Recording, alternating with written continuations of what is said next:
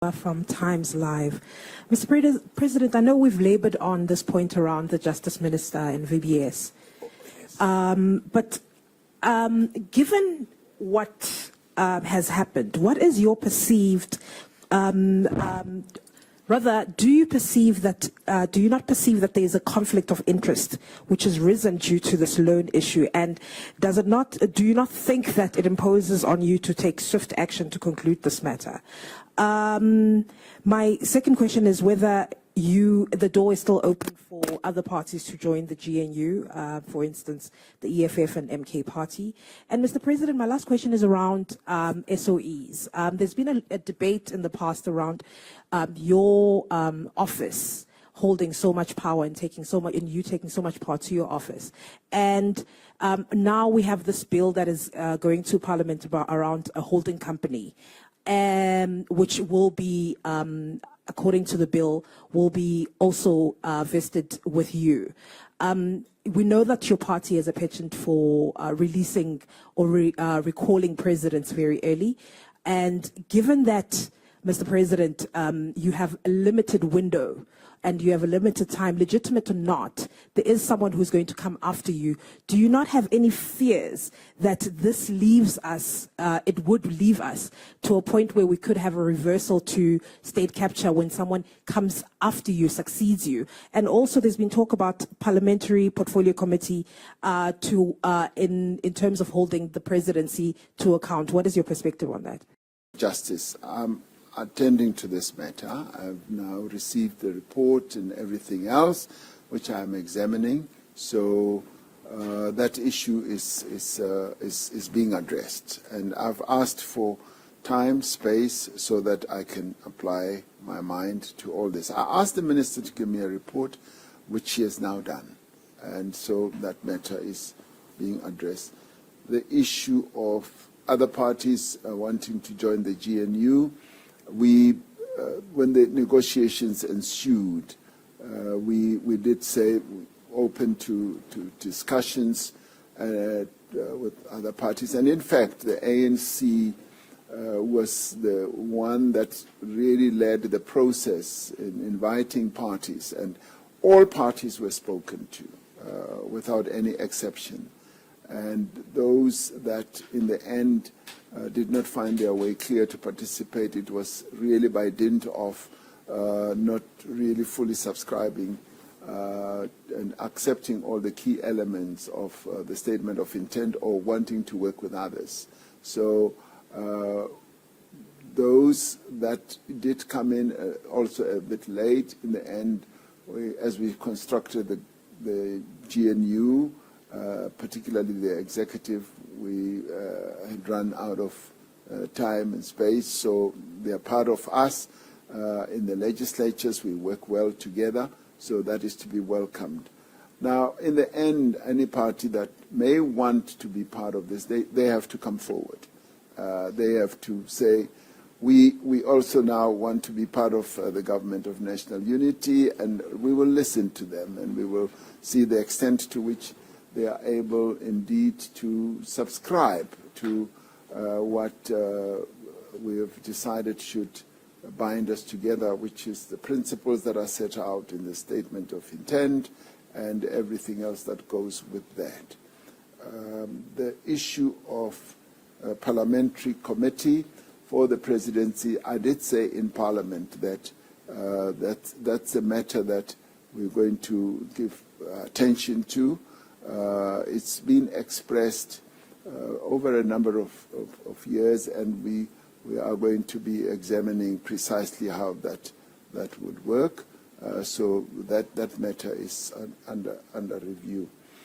The issue of state-owned enterprises, it's not so much agglomerating all power in the presidency. What we've sought to do, and in many ways in implementing the decisions of my party, that SOEs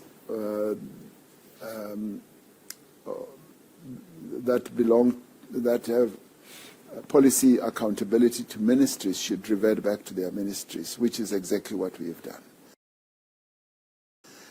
For instance, we had Transnet in the Department of Public Enterprises, but we have a Ministry of Transport which sets policy.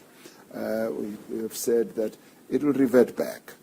And that is already standing us in good stead in that issues of policy, issues of regulation, and issues of looking closely at operations are now vested in a department, and of course they have to deal with avoiding conflicts of interest, because there can be conflicts of interest in doing so.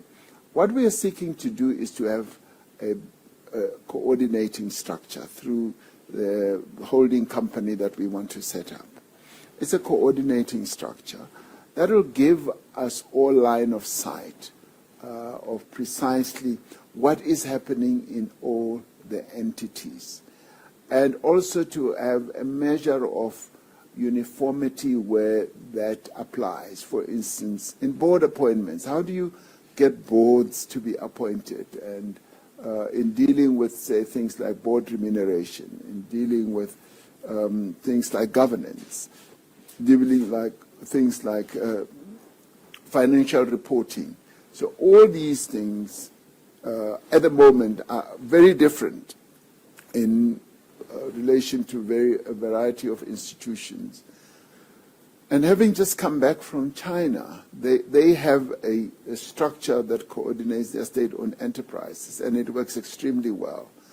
And it enhances accountability, and it also enhances transparency through that oversight body. There is no sense that, say, the president of China has agglomerated all power unto himself. It is more of a functional entity that enables government to work effectively. So that is what we are seeking to achieve, and to also have disciplines, financial disciplines, and there should be no entity that will go on for 5 years without providing financial reports.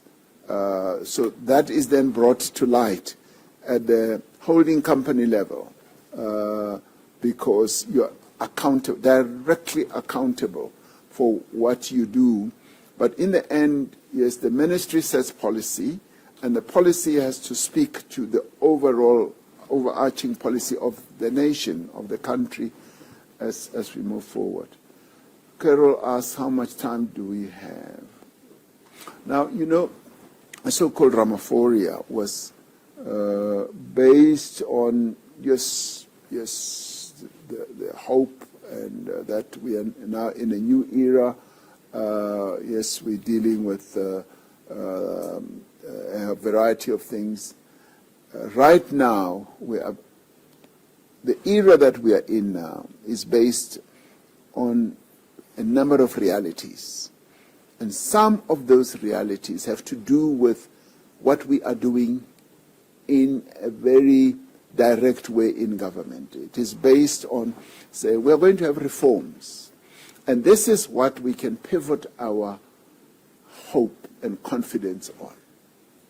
And this is why I say involving the private sector, involving labor, involving government in the areas that we are working on forms a very big and important pillar of infusing confidence and hope. It's not based on just hope without substance.